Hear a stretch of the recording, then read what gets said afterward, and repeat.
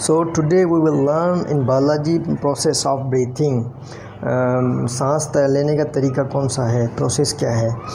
Since the respiratory surface are located deep inside the body in the lungs, जैसा कि हमें पता है हमारे बॉडी के अंदर लंग्स के अंदर डीप इनसाइड एक सरफेस बनी हुई है जिसको हम बोलते हैं respiratory surface. So in order to perform exchange of gases and the air must first be brought into the lungs from the atmosphere. So हम जब हम ब्रीथ करते हैं तो हम एक्सचेंज ऑफ गैसेस सिंपल करते हैं.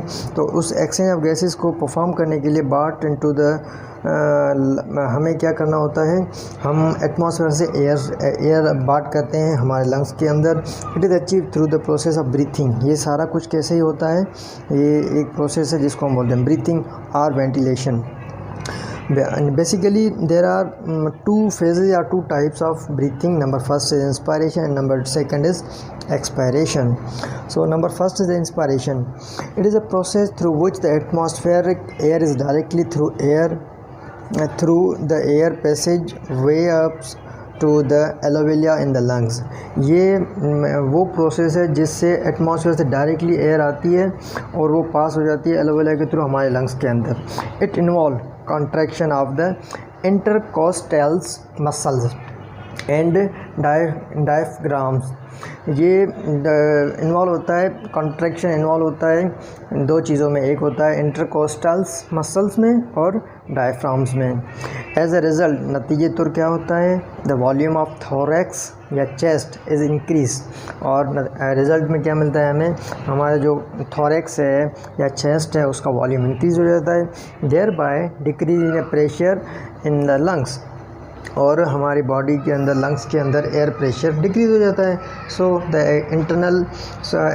External air rushes inside from high pressure to low pressure. तो नतीजे तौर क्या होता है कि एक्सटर्नल जो एयर रशेज़ जो है ना inside of high pressure to low pressure, पहले हाई प्रेशर होता था अभी क्या हो गया, लो प्रेशर हो गया. This the lungs get expanded in this way. इसी तरीके से लंग्स जो है एक्सपेंड हो जाएंगे. अभी उसके बाद क्या है, इंस्पायरेशन के बाद क्या है, expiration.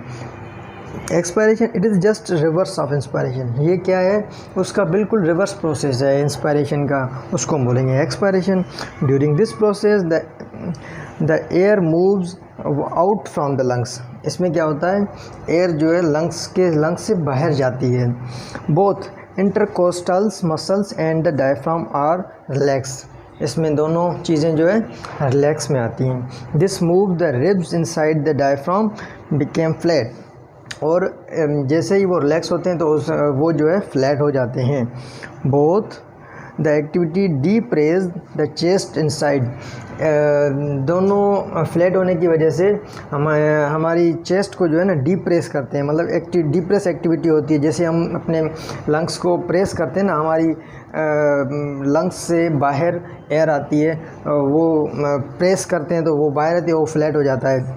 The volume of thorax cavity chest is decrease. और इससे जैसे ही एयर बाहर आती है तो हमारे थोरैक्स का या फिर चेस्ट की वॉल्यूम जो है वो डिक्रीज़ होती है. Causing an increase upon the pressure on the lungs. जैसे ही हम अपने लंग्स पे प्रेशर देते हैं तो उसकी चेस्ट की जो वॉल्यूम है वो डिक्रीज़ हो जाती है और प्रेशर इंक्रीज़ हो जाता है. This force the air pressure in lungs to outside through the body. ये क्या करता है, हमारी बॉडी से लंग्स से जो प्रेशर एयर लेता है और आउट ऑफ द बॉडी वो रिलीज़ करता है. इसमें हम ऐसे कर सकते हैं कि इसमें हमारी चेस्ट जो है एक्सपेंड होती है और इंस्पायरेशन में हमारी चेस्ट जो है कॉन्ट्रैक्ट होती है. So that's it from the today's topic.